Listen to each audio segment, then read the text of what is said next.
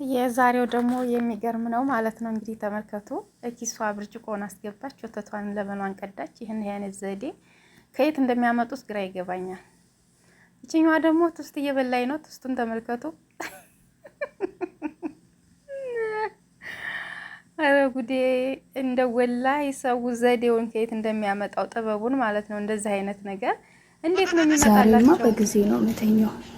በጊዜ እተኛለሁ እንዴ 4-5 ሰዓት ድረስ በቃ እተኛለሁ በጊዜ።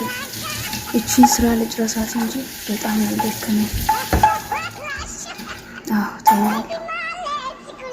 ምንም ነገር ቲክቶክም ይሁን ይሄ ምንም ሰዎችም አላወራም፣ ቲክቶክም አላይም። በጊዜ እተኛለሁ። ነገ በጠዋት ተነስቼ ጠዋት ላይ ለምንድን ነው የምናደደው እንዴ? በጠዋት ነው የምነሳው። በጊዜ እተኛለሁ። ምን ያናደኛል? እቺን ልጨርሳት እንጂ በጊዜ ነው የምተኛው። በጊዜ እተኛለሁ። ልተኛ። አሰላሙ አለይኩም ሰላም ቤተሰብ፣ እንግዲህ ቪዲዮ እስከ መጨረሻ አዳምጡ። መጀመሪያ ላይ ያያችኋት ብርጭቆዋን ኪሱ አደረገች፣ ወተቷን ቀዳች፣ ሄደች። ከዚያ ስትሄድ ደግሞ ወርሽሻሻ ላይ ማለት ነው እንዳይደፋባት ይሁን ምን ሆነሽ ነው እንዳይሏት ጉስርቦ ሲዋት አላቅም ብቻ አለው አለም። የሁለተኛዋ ደግሞ ውስጥ እየበላች ነበረ፣ አንጠልጥላ በኪሷ በሱሪዋ ላይ ማለት ነው አንጠልጥላ እጁላ አድርገዋለች። በሱሪዋ ላይ ሳይሆን እኔ እንጃ በጡት ማስያዣዋ ላይ መሰለኝ ያስያዘችው። ጁላ አድርጋ ሸሚዙ ራሱ ማለት ነው ይሄ ዩኒፎርሙ ሸሚዝ ትልቅዬ ነው። ደህና አድርጎ ይሸፉንላታል ማለት ነው። ለሌብነት ተመችቷል። እና ዘዴውን ከየት ነው የሚያመጡት እንደዚህ አይነት ጥበብ? እኔ ፈልጌ አላገኘውም፣ ግን ምን ቢፈልጉ እንዳገኙት አላውቅም። እኔ ሰው ጭንቅላቱ ጎበዝ ነው ነው የምለው። እንግዲህ ድብቅ ካሜራ ያውጣቸው፣ ራሳቸው ቀርጸው ይውጡ ይልቀቁ፣ አላሁ አለም። እንግዲህ እነዚህ ልጆች ይሄ ነገር አሁንም ቢሆን ማለት ነው መዳሞች ቢያው ምን ይላሉ ነው? ይሄ ነገር ትክክል አይደለም።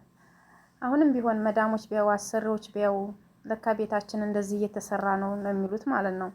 ሁሉ ነገር እንደዚህ ካዩ ልክ ሁሉም ሰራተኛ እንደዛ ነው የሚመስላቸው። ብቻ እኔ እንጃ።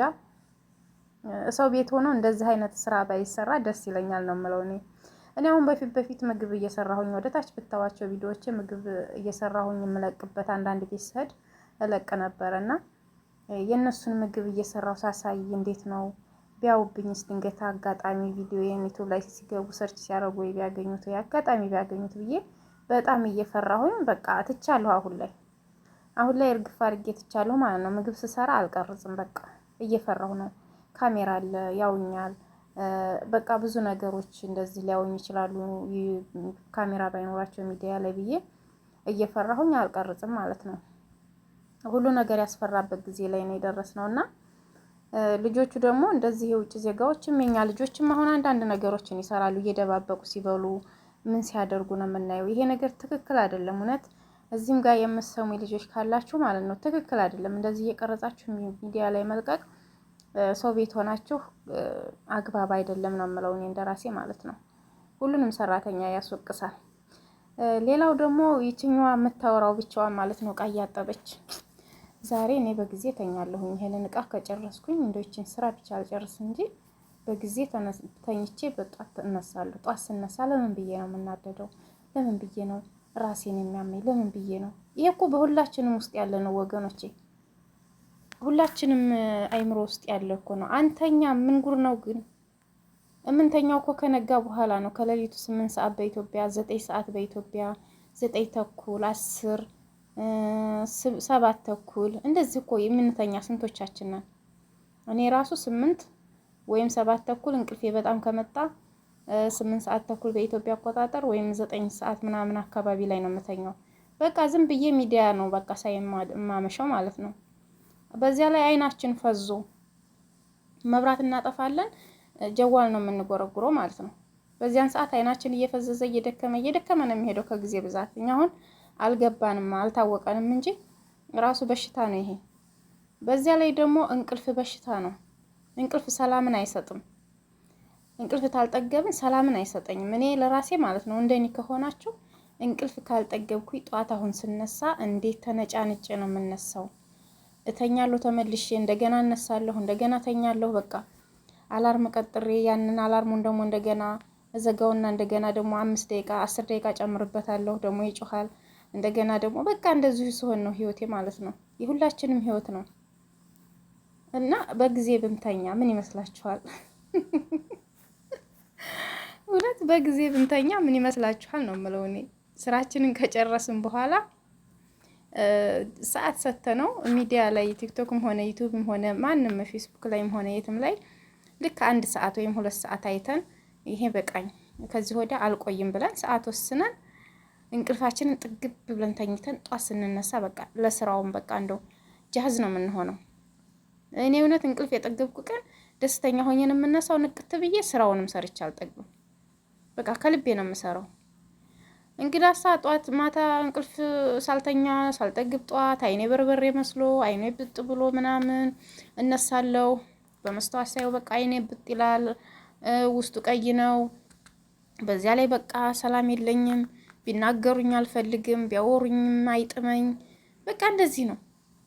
ደስታ የለንም እንቅልፍ ካልጠገብን እና አስቸጋሪ ነው። እኔ እንደዚህ አይነት ነገር አንዳንድ ልጆች ሚዲያ ላይ ሳያቸው በቃ የውስጤን በቃ እኔ እንጃ እኔ ውስጥ ያለውን ነገር ነው የማነበው ማለት ነው። የዚች ልጅ ከዚያ ተኛች ይች ልጅቷ ማለት ነው። ተኛችና ከዚያ ሰዓት ታያለች ጀዋሏ ማለት ነው።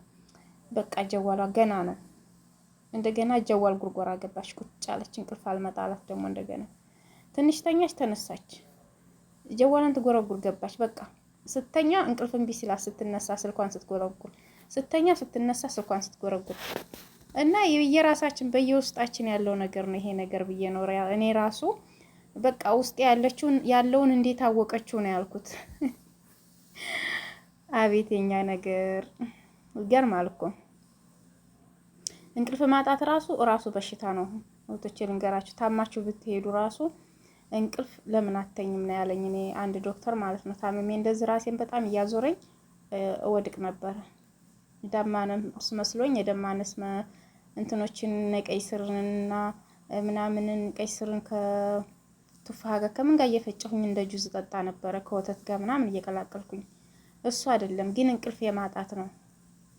እና ሌላዎችን በሽታዎች እንደዚህ ተጨማምረው እንትን ይላል። ከዛ ደሜን ሰጠሁኝ። ደሜ ሲመረመር በደሜ ውስጥ አግኝቶት መሰለኝ እንቅልፍ አለመተኛቴን። እኔ እንዴት አወቀው ነው ያልኩት። ማፊኖ ማንቲለሽ ማት ነው የሚያለኝ። ከዛ ይዞኝ ሄደው ሰውዬ ያው ሙቂም ነበርና ሐኪም ቤት ይዞኝ ሄደው ነው ወረቀት ስለሌለኝ ሰው ቤት ነው ያለችው። በዚህ ላይ ልጅ አላት ደግሞ ልጄን ይዤ ነበር የምሰራው ልጅ ነበረኝና ልጄም እንግዲህ እኔ ስልክ በመጎርጎር ሳይሆን ልጄ በመሃል ሲነሳ አልተኛም። በቃ የሆነ ነገር ልጅ ስታሳድጉ ብዙ ነገሮች አሉ አይደለም። በቃ እሱ ካልተኛልኝ አልተኛም። እንደዛ ሲሆን ለካ እንቅልፌ እየተጠራቀመ በሽታ ሆኖኛል። እንቅልፍ አልጠገብኩም። ከዛ ተቆጣ ዶክተሩና ሰው ቤት ነው ያለችው፣ በዚህ ላይ ደግሞ ልጅ አላት ምናምን አለና ነገረው። በቃ ከዚያ ወዲህ ልጄን በጊዜ አላስተኛም። እኔ ስተኛ እንዲተኛልኝ እያደረኩኝ በአግባቡ ተኛለሁኝ ነበረ። አሁን ግን ተመልሼ ማለት ነው ልጄን ከላኩኝ ወደዚህ ተመልሼ እዛው ገብቻለሁ። አሁን ስልክ ጎርጎራ ላይ ነኝ ያለሁት። እኔም ራሱ በቃ አልተኛም። ከነጋ በኋላ ነው የምተኛው። እንደገና ቁርስ ሰርቼ ምን ብዬ እንደገና ተመልሼ ተኛለሁ። ትንሽዬ ሰዓት ነው ወይ 1 ሰዓት ወይ 2 ሰዓት ነው የምተኛው። ቁርጥርጥርጥ ያለ እንቅልፍ ነው። በቃ አይጠገብም። እንቅልፍ ስለማንጠግብ ከባድ ነው፣ በሽታ ነው የሚሆንብንና ስራቸውንም በአግባቡ አንሰራም። ከመዳሞች ጋር ላጣላን ይችላል። እነሱ ሲናገሩን በትክክል ጥሩ ነገሮችን አንመልስላቸውም። እንደኔ ከሆናችሁ መልካም ነገር መልሽ አይለኝም። ቢናገሩኝ አልወድም፣ አይጥመኝም ወሬያቸው ምናምን። በቃ ከማንም ጋር ቢሆን እንቅልፍ ካልጠገብኩኝ እና እንደዛ ነው የኔ። እናንተም እንቅልፍ እንድትጠግቡ እንቅልፋችሁን ጠግባችሁ ተኙ። ሰዓት ወስነን ስልካችንን እንጎርጉር። ምን ይመስላችኋል እህቶቼ? አስተያየታችሁን በኮሜንት አሳውቁኝ ማለት ነው። እና ብቻ ከባድ ነው ሁሉ ነገር። እንግዲህ ሀገራችን ሰላም ያርግልን። ኢትዮጵያ ሀገራችን ከምር በጣም የሰለቸን ነገር ስደት ነውና በሀገራችን የምንኖር ያለ ያድርገን። ስደት በቃ ይበለን አላህ Subhanahu Wa Ta'ala ኢንሻአላህ እላችኋለሁ ውዶች። እንግዲህ ላይክ ሰብስክራይብ እንዳትረሱ።